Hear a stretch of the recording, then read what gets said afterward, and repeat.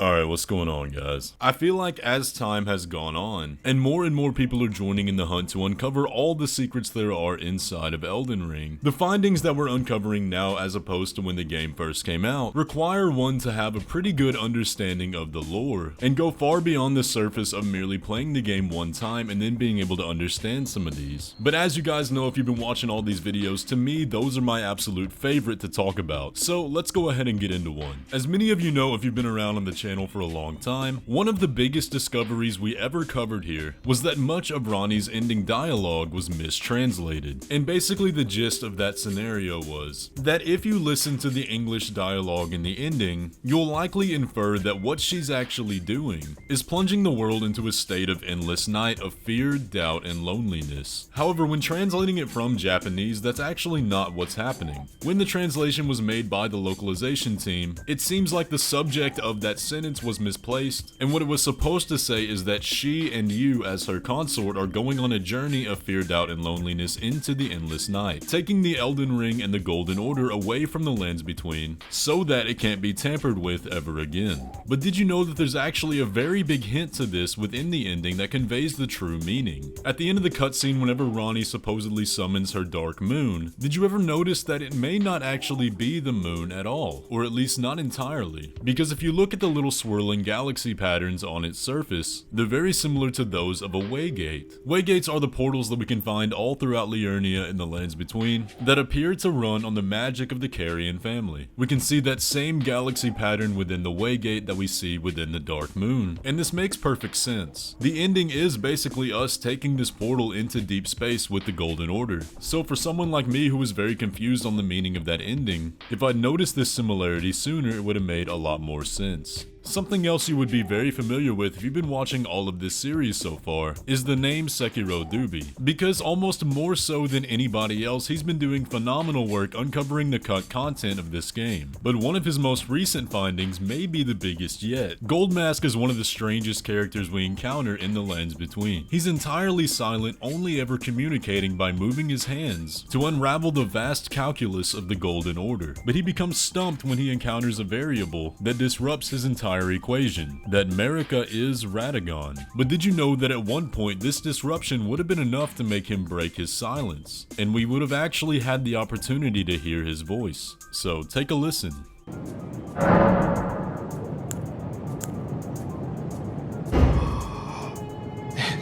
Why?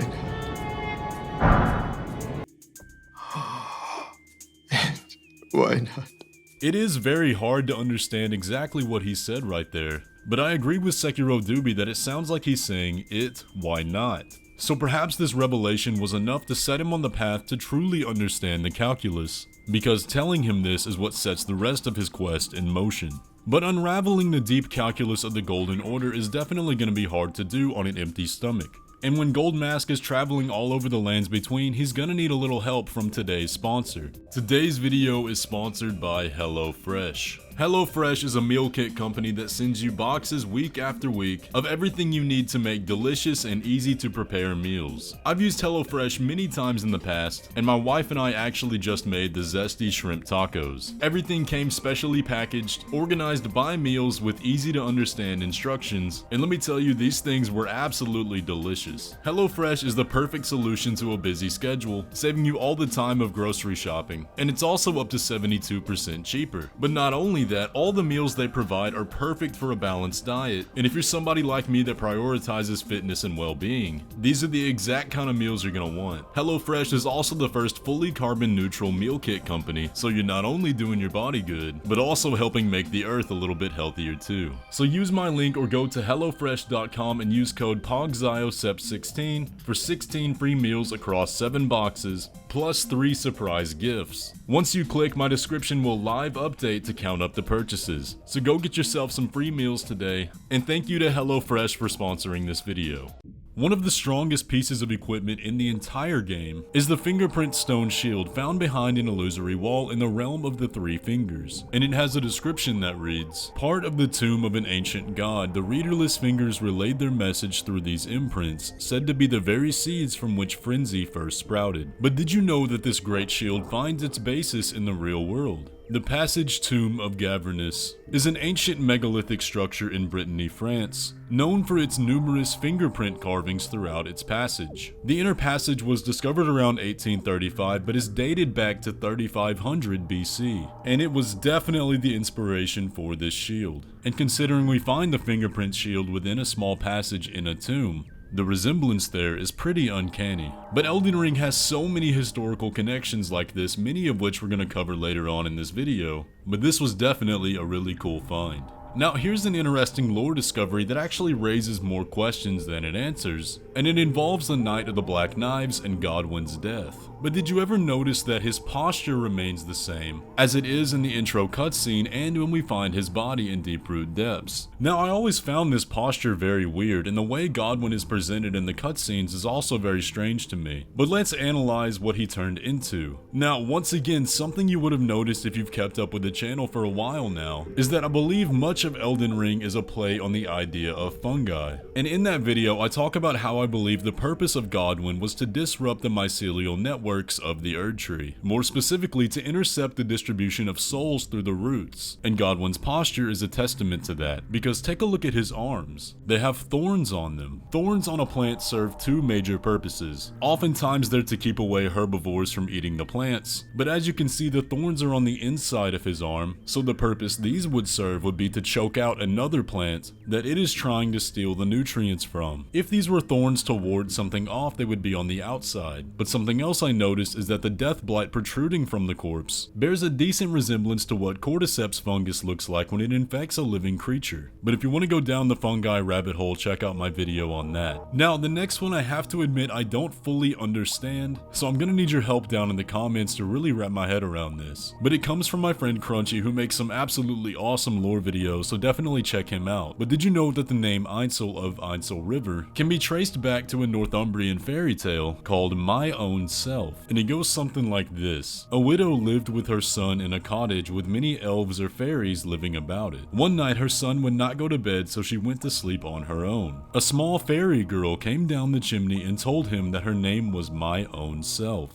And the boy told her that he was just my own self too. They played together for a time, and when he stirred up the fire, a spark landed on her foot and made her cry out. Her mother's voice came down the chimney demanding to know what just happened, and the girl said just my own self had burned her foot. Her mother told her that if she herself did it, then she shouldn't make such a fuss about it, and a long arm came down the chimney to pull the girl back up. The boy was so frightened that he learned his lesson and went to bed when his mother told him to. Now I'm gonna be honest, like I said, I have no idea what the connection to Ainsel River is in that, but Ainsel is the traditional name of that fairy tale, and lots of the names in Elden Ring can be derived from fairy tales or myths, such as Caria or Egle, which we've talked about in the past. But in those instances, there was a definite connection to the story there. But when it comes to Ainsel, let me know what you think down in the comments below. But while we're on the topic of real-world connections, here's another one that you might not have known about. The Heirodas glintstone crown is one of many variations of the stone heads of various glintstone sorcerers,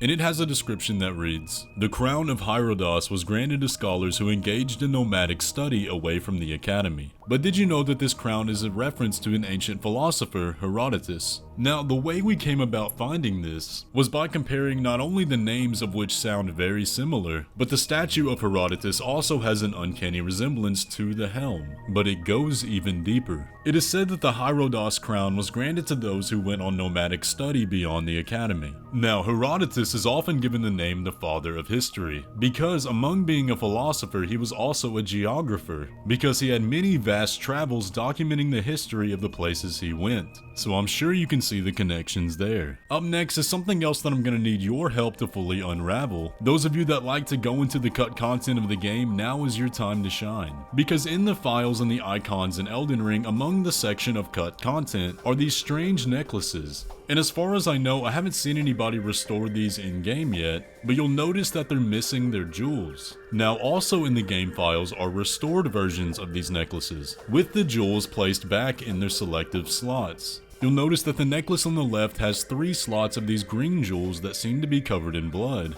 while the necklace on the right has these golden jewels that have a motif of a tree inside them. Now, icons exist for the jewels themselves as well, which indicates to me that these would have been part of some kind of fetch quest where we sought these out to restore the necklaces. Now, as to what their original purpose was, I really have no idea, but we can speculate a bit. I like the idea that these would have been some kind of amber. We know that the amber of the Erd Tree has some form of power within it, the essence of residual life due to Erd Tree burial, and the golden one specifically bears a strong resemblance to the golden seeds that we can find around the world. So I'd wager that the golden necklace has something to do with the Erd Tree amber, but the green one is a bit of a mystery. It's cracked and covered in blood, and the necklace that holds it has the motif of a tree, so I'm really not sure entirely what to make of it. Perhaps these necklaces could have been like the flask of Crimson Tears that could change effects depending on what amber is placed inside of it, or they could have been part of some kind of quest. I'm really not sure, but let me know what you think down below. Guys, that's gonna pretty much do it for the video today. I hope you enjoyed. These discoveries were some of my favorites we've found in a long time. I really like the ones that tie back to real history, when we get to learn something about the real world and the game at the same time. But if you enjoyed today's video, please leave a like on it and subscribe if you're new around here. And if you want to talk about these discoveries or have something that you want to share, be sure to join the Discord that I'll have linked down below. Hit that HelloFresh link and get yourself 16 free meals. That is honestly an insane amount of food. But with all that, I'll catch you in the next one.